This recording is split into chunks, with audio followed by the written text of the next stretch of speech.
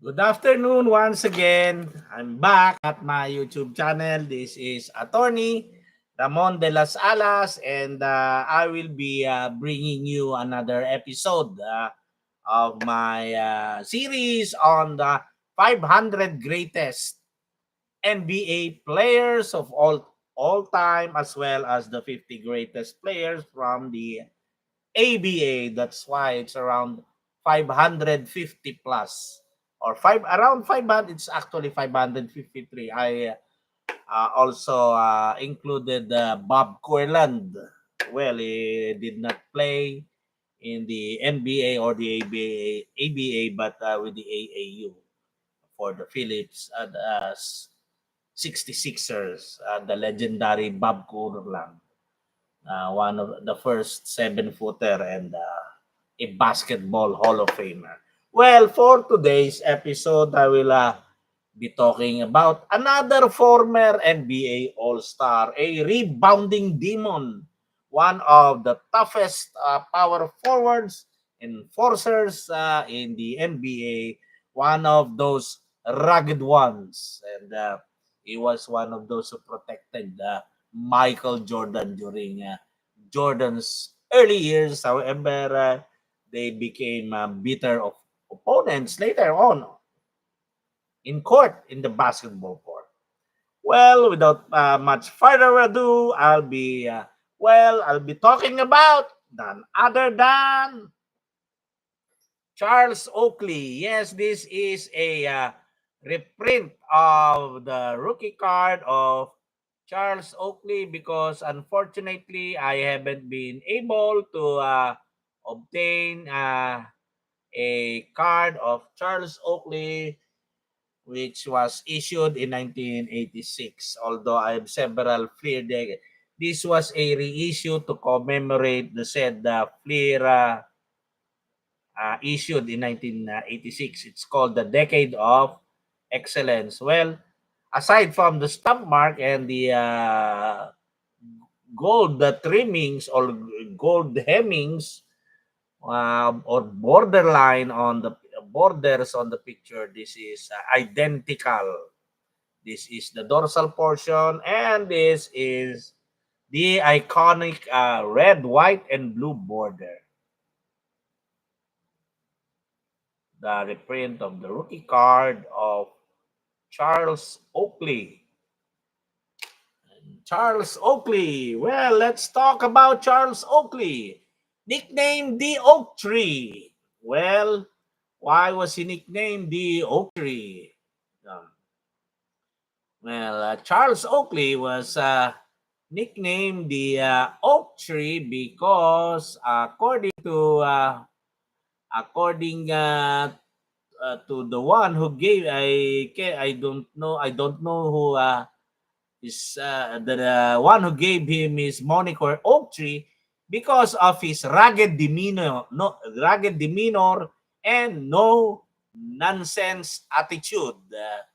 Well, his primary duty during his early days in the Chicago Bulls was to protect young Jordan against cheap shots and rough housing tactics of the opposing players. He was a 6'9" forward from Virginia Union. He was born last December 18, 1963 in Cleveland, Ohio, US. Well, before we proceed, I'd like to congratulate Barack Obama for Barack Obama, Donald Trump for winning again the presidency. Yes, Donald Trump. Sorry, Donald Trump. Well, we'll go back again to discuss Charles Oakley. He was a one-time NBA All-Star in 1994, a one-time All-Defensive First Team in 1994, and a one-time All-Defensive Second Team in 1988. Well, he was an All-Rookie First Team in 1986. He also played in one NBA Finals during the 1994 season with the New York Knicks. eventually losing in 7 games to the Houston Rockets, led by Hakeem Olajuwon, while the New York Knicks were led by Patrick Ewing. He twice led the NBA in total rebounds in 1987 and 1988. And, well, he was also the Division II Player of the Year and rebounding leader in 1985. That's Charles Oakley. His best season was with the New York Knicks after he was traded from the Chicago Bulls. He averaged 14.6 points per game, 11.9 rebounds per game, 2.4 assists per game, 1 steal per game, 0.3 block per game while shooting 52.4% from the field. He weighed around 245 pounds during his playing career. He was selected by the Cleveland Cavaliers as the 9th overall pick in the first round of the 1985 NBA draft. He also worked as an assistant coach with the Charlotte Bobcats for 1 year. That's Charles Oakley. And as an added bonus, I will show you the rookie refractor card of Charles Oakley in my top loader binder. Yes, this is the 1993 Topps Finest. This is the first issue of any NBA card company with the term refractor. That's the refractor card. First refractor card of Charles Oakley. Well, with that, we come to a close with the discussion of Charles Oakley. But never mind, I will give you more trivia. More trivia.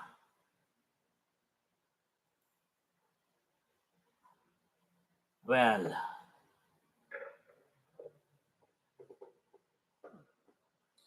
the average annual salary of an NBA cheerleader is around $56,000.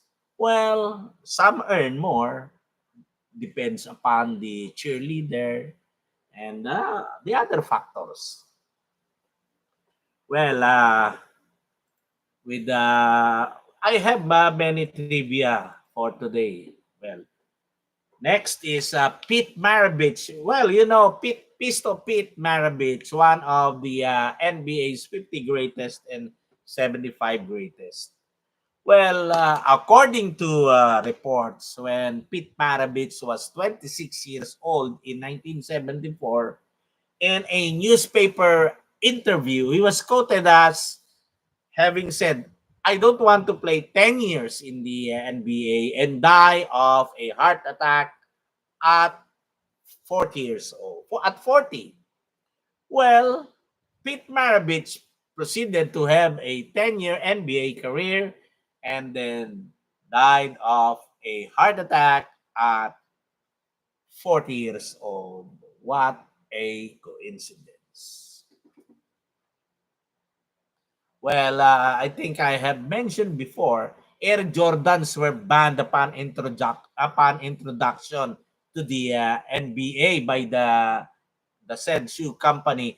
However, Michael Jordan continued to wear these Air Jordans as Nike was willing to pay the fine each game because the NBA had the rule that their shoes must have a majority color of white, and Air Jordans had a majority color red. Yes, Air Jordans were red, while there was a provision. However, Nike paid the fine every game just for Michael Jordan to wear them.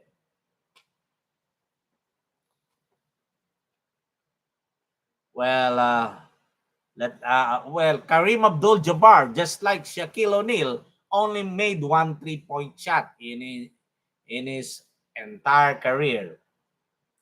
Shaq also made one three-pointer, just like Kareem. Well, another one. Let's talk about Tim Duncan. Tim Duncan was training to become a member of the 1992 U.S. Men's Olympic swimming team until Hurricane Hugo destroyed the only pole I forgot that Tim Duncan is from the U.S. Virgin Islands, and Hurricane Hugo destroyed the only pool where he was training. Well, his mortal fear of sharks kept him from using the beach and the ocean. So, to keep in shape, as every athlete would like to do, he played basketball. And then, well, you know what happened next.